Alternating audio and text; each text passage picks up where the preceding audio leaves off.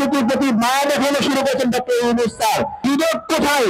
দুদককে কেন আমরা দেখি না? দুদক নামের কোন প্রাণী বাংলাদেশে আছে নাকি? এই মুহূর্তে আছে নাকি?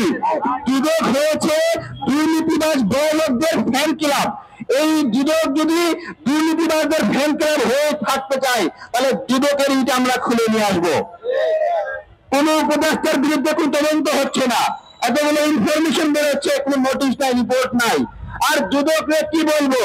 দুদক আমাদের ফায়ার প্রধান উপদেষ্টার বিশেষ সহকারী ফায়ার বিরুদ্ধে আপনার ব্যবস্থা নেওয়া শুরু করছে, আর দুদককে প্রধান উপদেষ্টার কার্যালয়ে ডেকে নিয়ে গেছে।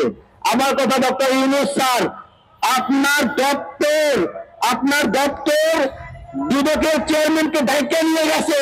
কেন ডেকে নিয়ে গেছে?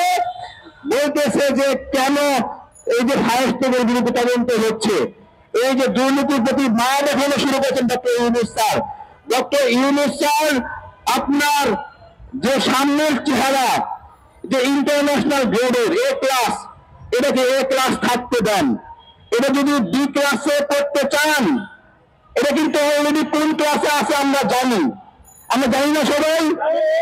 ডক্টর ইউনূসের ফেস কোন ক্লাসে আমরা জানি না। সেইটা যদি বলা বলি আমরা শুরু করি, তাহলে পার পাবেন না।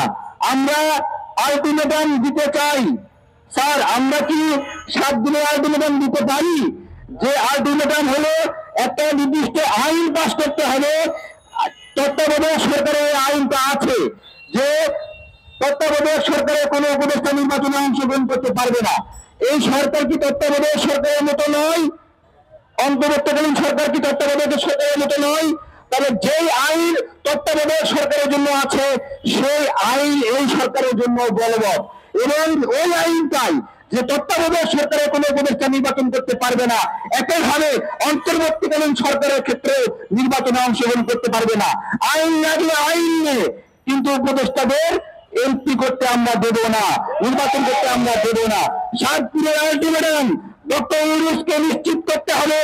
7 দিন পরে আমরা আবার প্রোগ্রাম দেব, যদি এর মধ্যে এই উপদেষ্টাদের নির্বাচন করার বিষয়ে ডক্টর ইউনূস সঠিক সিদ্ধান্ত নিতে ব্যর্থ হয়।